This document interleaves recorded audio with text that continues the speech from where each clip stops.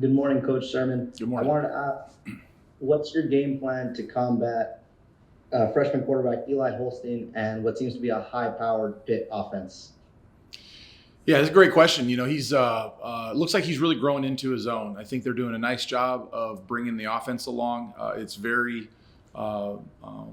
variety. There's a lot of variance in what they're doing formationally. They do a good job of pushing the ball downfield with some looks like some design shots there, and they're doing a nice job. They have some guys that can go really. I think got pretty good top end speed on the perimeter that can go up there and make some contested throws and create some space on nine routes. So we have our hands full again, and then he can move around in the pocket as well. He extends plays and keeps his eyes downfield. So there's a lot for us to contend with. All right, we'll go to Jeff Rotto from Calgary's on SI. Peter, your guys were on the field for 86 snaps, and I just wondered if fatigue had a role in the fourth quarter. Do you think they wore down, and how much was that a factor in what happened? Yeah, Jeff, it does. It does. It's you can say all you want. You gotta bow up. You gotta make the plays. But I think off the stat line, I think it was a 3 hour and 52 minute game from start to finish. Obviously, a lot of highs and lows in that. And I had concern walking in at halftime. Even with where we were. When I got the sheet that said we played for, I think, 22 minutes and 45 seconds and almost 41, 42 plays in the first half.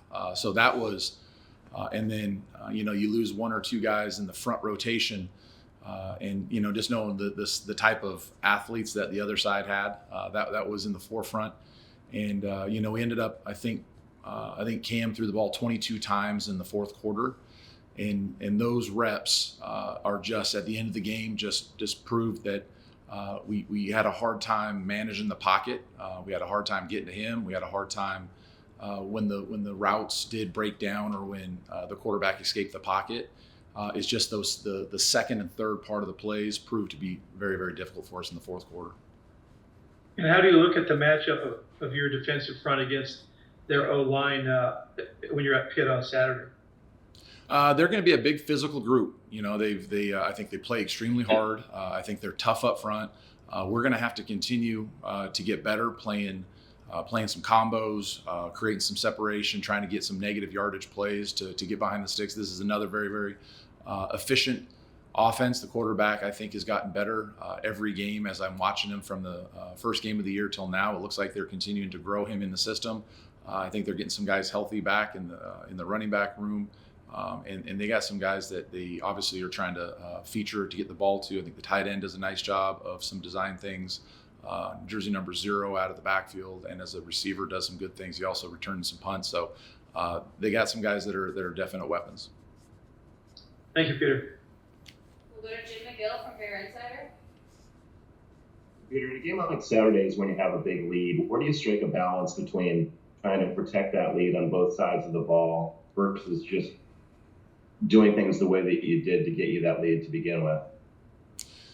That's there's a lot of context to that question, and I think it goes. It's very. I mean, I could probably elaborate on that for a few minutes. I think there's a couple considerations, as you say. It's what's the lead? How is your team playing? How the team get the lead? Was it earned? Was it fluky? Just different situations. The scoreboard, and then the clock.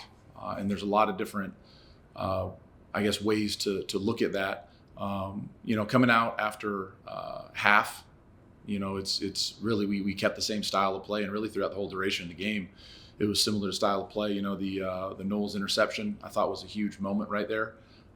And then the more we played and the looser the game got for the offense, their offense, it became tough for us to manage the quarterback, to be able to manage some of the cover down or the scramble or the plaster situations that he possessed. So I think it goes there's a lot to it, but really the way I called the game, there wasn't a significant amount of difference. I went back and looked at, kind of did a self scout on what I call my critical downs, which were third and fourth downs and 2-point plays, and there were 25 of them. Not every ball was snapped, but there were 25 of them. And defensively, I called 24 different huddle calls on those 25 plays. So I burned through the call sheet, trying to give them as many different presentations, fronts, coverages, disguises as we could, and ultimately I didn't get it done. And as a follow-up, on that busted play for Restrepo's 77-yarder late in the game, what happened to cause that to bust, and how do you prevent a critical mistake like that happening in the future? Yeah, I got to do a better job of coaching it. It's something that it's a 3-by-2 with a T swoop that builds what we call it's going to end up being a 4-by-1 formation. We're going to have an original, so that we're going to respin the rotation from 2-by to from the 2 to the 3. So we're going to be sky, and then we're going to plug it on a 4 open. You're going to get a bonus strong hook, and then we got to find what we call our quick cue bender.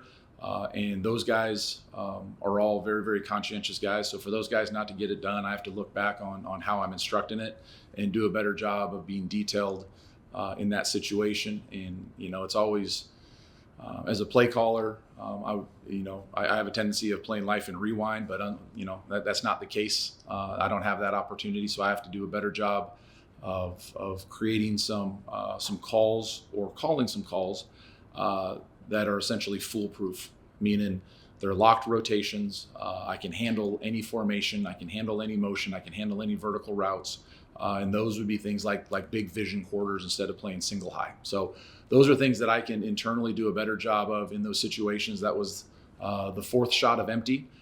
We had 2 tunnel screens on the first, then we had an interception touchdown on the third, and the fourth, they gave me a different pitch, and we didn't execute it the way we need to. Okay, thanks. We'll go to Steve Kroner from the SF Chronicle. Morning, Peter. Morning. This is just a pet peeve of mine, and it kind of came up in your game. And tell me if I'm right or wrong. There's a statement a lot of people say the defense was on the field too long, which to me implies that it's somewhat that team's offense's responsibility to keep the defense off the field. But if you're thinking about it, you want your offense to score on the first play, it gets the ball, right? Theoretically. To me, the defense was on the field too long, really falls on the defense, not on the offense. That the defense can go get a 3 and out, get a sack, get a fumble, get an interception. Am I right in this, or am I missing something? No, I think it's all about perspective and how you look at it. And, I would say with anybody, it was going to take our entire team to beat Cam Ward. Defensively, Cam Ward and the roster they have built, it's a tough matchups. It's a tough matchup for defenses. So time of possession plays a role. Scoring plays a role. The amount of plays on defense that you play a role. Fundamentally, you are 100% correct. It is the defensive battle to win the battle. And yes, there were, I think at the end of the fourth quarter, they were 2 of 4 on third down conversions. The context of the game is they were in go for it throughout the entire fourth quarter. So unfortunately, the fourth down opportunities, we didn't do a good enough job on the fourth down. So yes, we have to farm our own field. We have to handle our business. But at the same time, it's going to be hard to pitch shutouts, defensively. So you could also say on defense, if they don't score, then your team should always win. And that's probably not realistic in football either. So, I think football is the ultimate team sport. Some days we're going to have to provide more. Some days offense is going to have to provide more. Some days special teams is going to have to provide more. So 100% agree that defensively, I needed to win the game on defense. I also feel like the week before, I had to win the game, and we could have won the game on defense. So the way I look at it, I think defensively we should win every single game. If you take a little bit of step back and have more of a holistic approach of 50,000 feet, it's when you look at a game on a Saturday and Justin does a great job on Thursdays. Okay, he gives his opinion on, hey, what's the plan to win? Are we going to try to outscore them? Are we going to try to minimize possessions? Are we going to try to shrink the game? Are we going to go fast on offense? Are we going to go slow on offense? Are we going to take the ball? Are we going to defer the ball? Are we going to return kickoff returns? Are we going to fair catch it? There's a lot to the strategy of how the team wins. But to get back to your original, defense has to figure it out. Yes. Thank you. We'll go to Matt Moreno from Rivals. Morning, Coach. Good morning.